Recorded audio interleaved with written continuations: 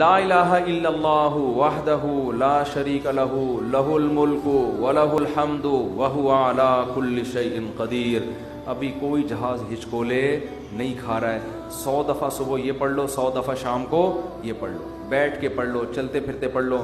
یہ کلمہ اللہ کو اتنا محبوب کہ آپ صلی اللہ علیہ وسلم نے فرمایا جس نے 100 دفعہ یہ کلمہ صبح پڑھا اس سے زیادہ نیکیاں کوئی شخص اپنے اعمال میں جمع نہیں کر سکتا سارا دن، سوائے اس کے جو اس سے بھی زیادہ مرتبہ پڑھے.